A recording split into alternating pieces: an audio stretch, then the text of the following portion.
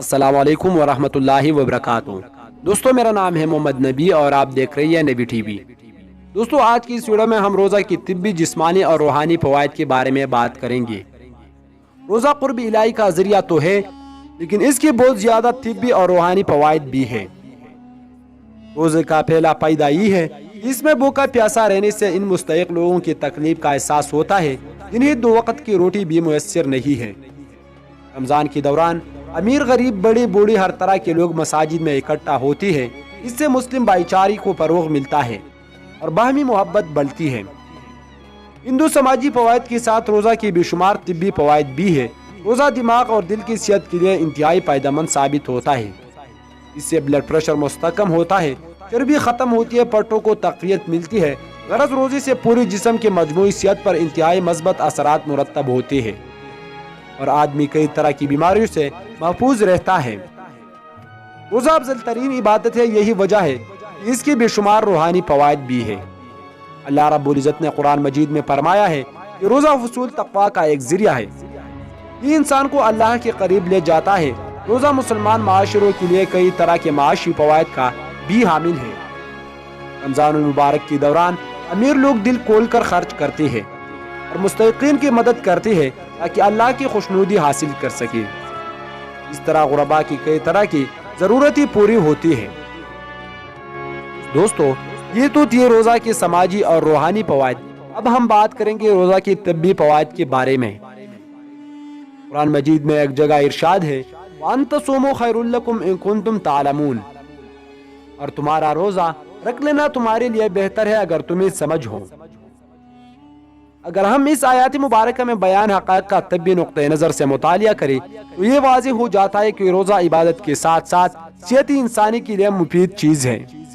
Doctors का कहना है कि रोज़े से जिस्म में कोई नुक़्स या कमज़ोरी वाक़ई नहीं होती, बल्कि रोज़ा रखने से सिर्फ 2 खानों का दरमियानी वक्फा ही मामूल से कुछ ज़्यादा होता है और दर हकीकत 24 घंटों में जिस्म को मजमूई तौर पर इतनी कैलोरीज और पानी की मकदार मिल जाती है जितना रोज़े के अलावा दिनों में मिलती है।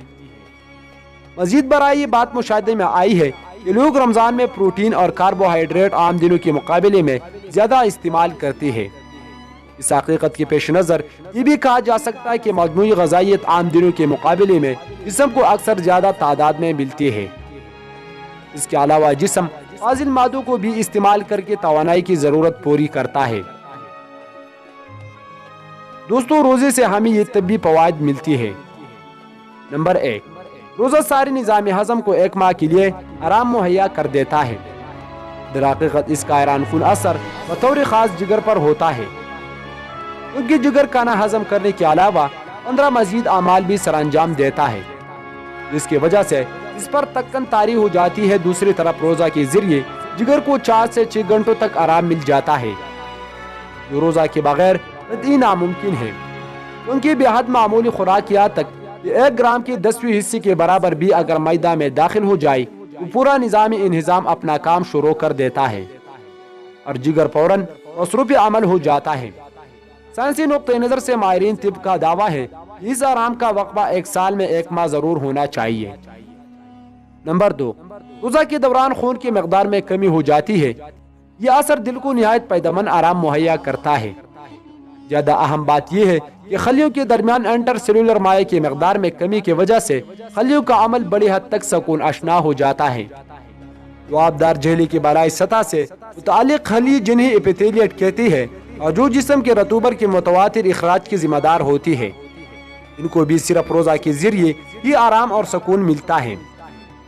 इसी तरह से टिश्यू यानी पट्टों पर दबाव कम हो जाता है। पट्टों पर यह डायस्टोलिक दबाव दिल के लिए इंतहाई अहमियत का हामिल होता है। रोज़ा के दौरान डायस्टोलिक प्रेशर हमेशा कम सतह पर होता है, यानी इस वक्त दिल आराम की सूरत में होता है। मजीद बरा आज का इंसान मॉडर्न जिंदगी के मखसूस हालात की बदौलत शदीद तनाव या टेंशन का शिकार है।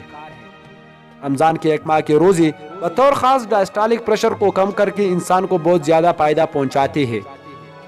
नंबर 3, पिपली बराह रास्त खून साफ करते हैं, इसलिए इन पर बिलावास्ता रोज़े के असरात पड़ती है। अगर पीपलों में खून मुंजमद हो जाए तो रोज़ा की वजह से बहुत जल्द ये शिकायत रफा हो जाती है। इसका सबब यह है कि नालियाँ साफ हो जाती है। ये भी याद रखना चाहिए कि रोज़ा की हालत में پیپڑی فضلات کو بڑی تیزی کے ساتھ خارج کرتی ہے۔ اس سے خون اچھی طرح صاف ہونے لگتا ہے اور خون کی صفائی سے تمام نظام جسمانی میں صحت کی لہر دوڑ جاتی ہے۔ نمبر 4، روزے کے دوران جب خون میں غذائی مادے کم ترین سطح پر ہوتی ہے تو ہڈیوں کا گودا حرکت پذیر ہو جاتا ہے۔ اس کے نتیجے میں لاغر لوگ روزے رکھ کر آسانی سے اپنے اندر زیادہ خون پیدا کر سکتے ہیں۔ روزے کے دوران جگر کو ضروری آرام اتنا مواد مہیا کر دیتا ہے جس سے بآسانی اور زیادہ مقدار میں خون پیدا ہو سکے۔ نمبر 5، خون میں سرخ ذرات کی تعداد زیادہ اور سفید ذرات کی تعداد کم پائی جاتی ہے۔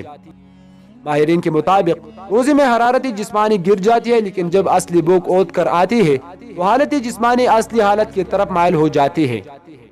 اسی طرح جب روزہ کھولا جاتا ہے اور غذا استعمال ہوتی ہے تو حرارتی جسمانی میں کسی قدر کی اضافہ ہو جاتا ہے۔ روزہ رکھنے کے بعد خون کی صفائی کا عمل جاری ہو جاتا ہے۔ امینا کی حالت میں اکثر دیکھا گیا ہے کہ خون کی سرخ خلیات کی تعداد میں ترقی ہو جاتی ہے۔ ایک مشاہدہ کے مطابق معلوم ہوا ہے کہ صرف 12 دن کے روزوں کی تسلسل کی وجہ سے خون کی خلیات کی تعداد 5 لاکھ سے بڑھ کر 36 لاکھ تک پہنچ گئی ہے۔ دوستو، یہ تھی روزہ کی طبی اور روحانی فوائد۔ امید ہے کہ اس ویڈیو سے آپ کے علم میں بہت اضافہ ہو گیا ہو۔ اگر ویڈیو آپ کو اچھی لگی تو ویڈیو کو لائک کیجئے، شیئر کیجئے اور مزید ایسی ویڈیوز کے لیے ہمارے اس چینل کو سبسکرائب کیجئے۔ میں ملوں گا آپ سے نیکسٹ ویڈیو میں، تب تک کے لیے اللہ حافظ۔